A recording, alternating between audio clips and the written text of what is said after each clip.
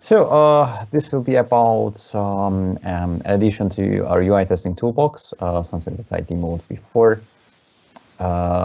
which is, as we discussed previously, which is a bunch of helpers, services to run an Orchard core application in a sandboxed environment.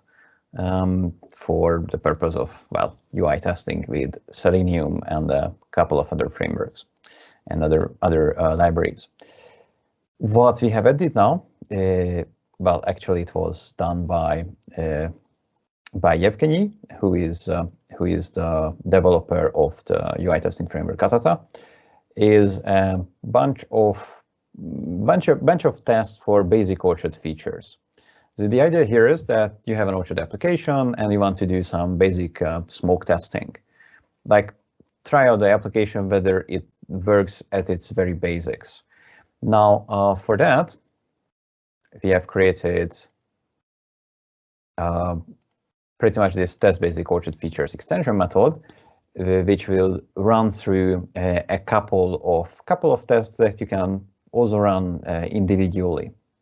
For example, testing whether the setup works, testing whether registration works, both positive and negative tests, or testing whether the login works.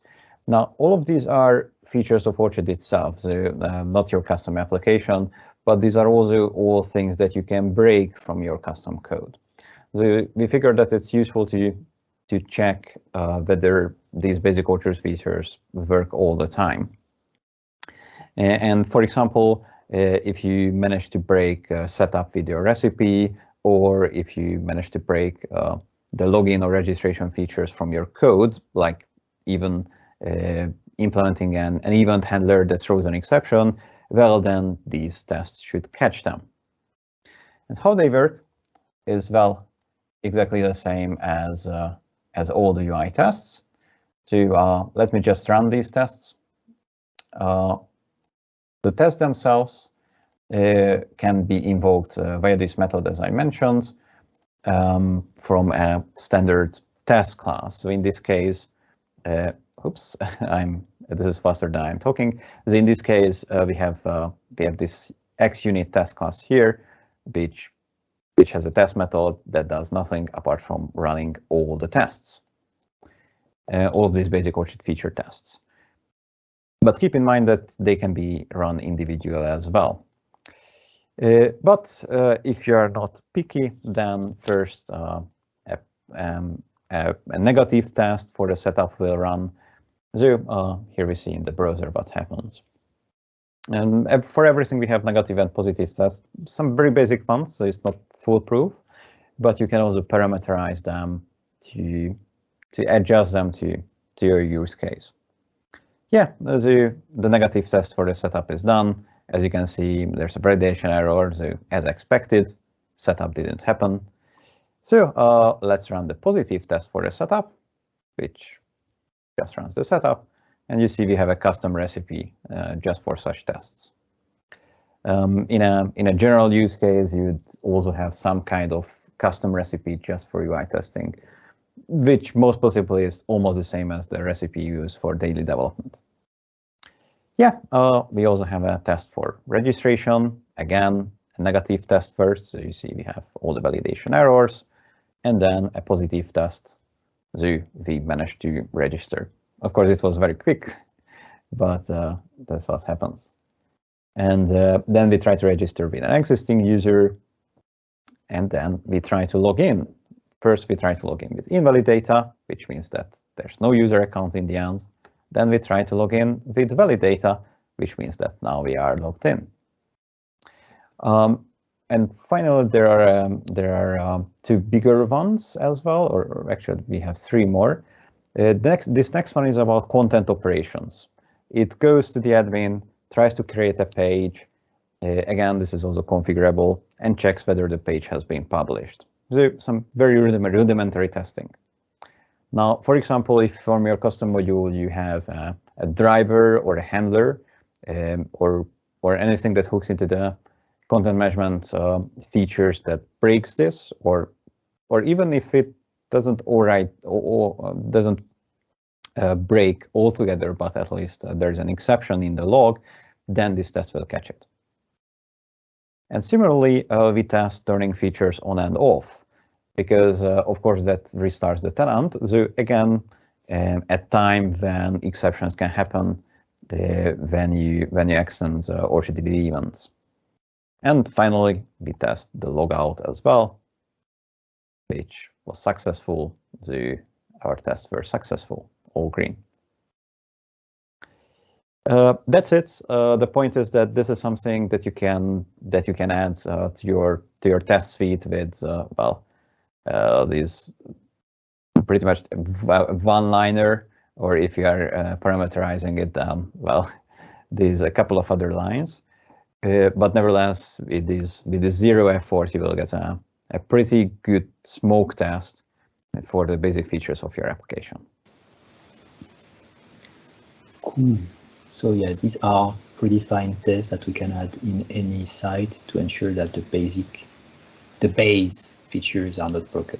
So all the Orchard sites should have these features, and you're ensuring that they still work when you add new stuff, modules and everything. So this is reusable set of tests. Yes. I have questions.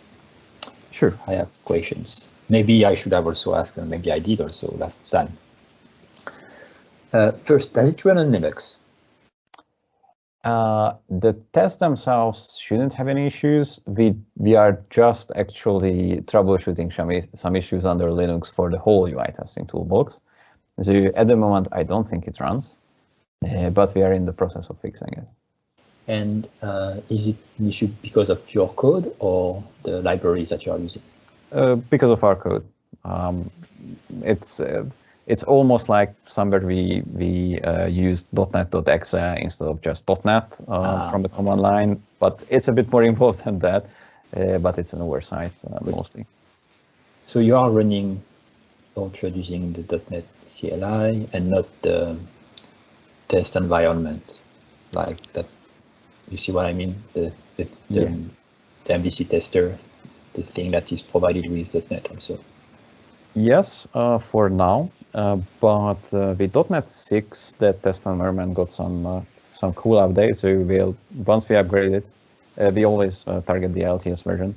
And once we upgrade it, we'll actually check that out. I already did some experimenting around. Okay. Because that looks quite promising. Might be a bit better for stability then. Yeah, and I also hope it would help with performance a bit. Well, I'm not sure. Well, I'm not sure it will help a lot, and it doesn't matter in this case, I think. Or it won't matter a lot, even if it improves a lot. Yeah. Running in proc or out of proc should not change the perf a lot in this case.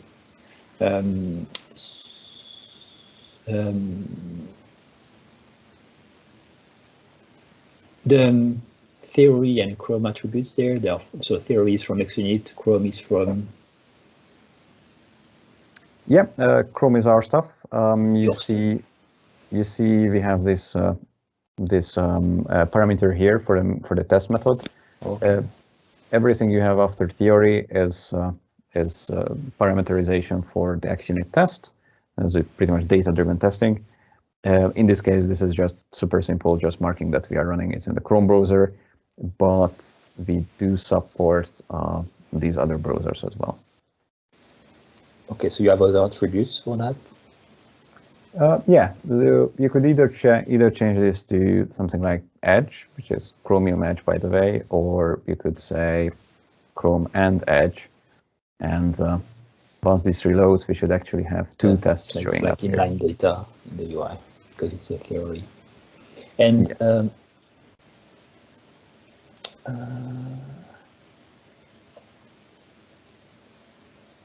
Thinking.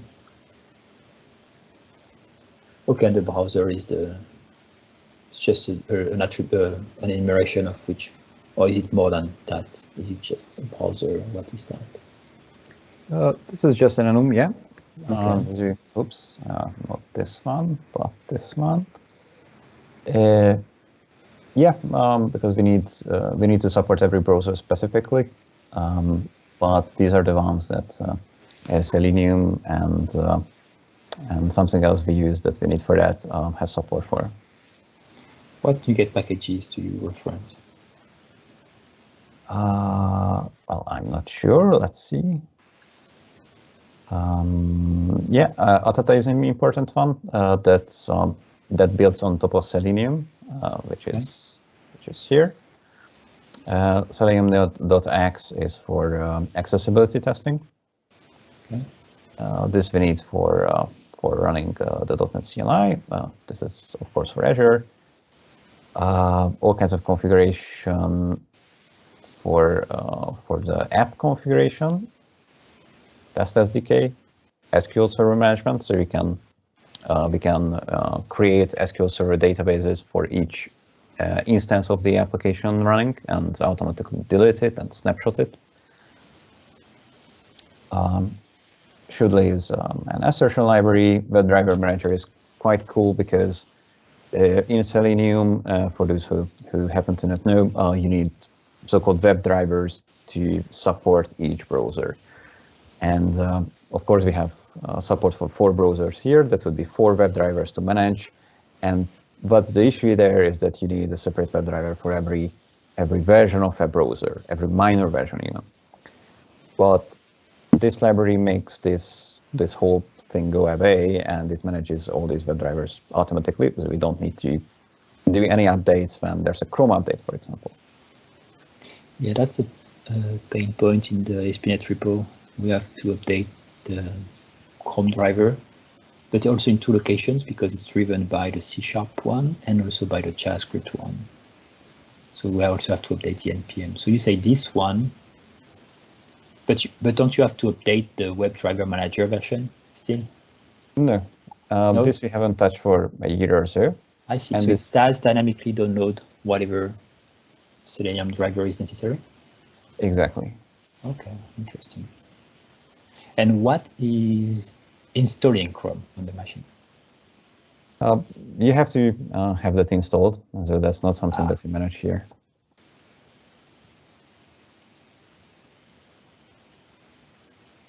Okay. Yeah, and on Linux it will be the same issue. Yeah, but there shouldn't be any incompatibility on this front at least.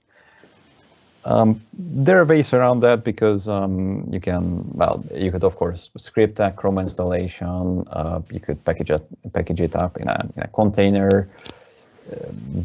You can also package it up as a NuGet package. Actually, I've seen somebody doing that, but that has legal issues if you do it publicly. What is the one we are using? What's the name already? Crap. Starts with a C.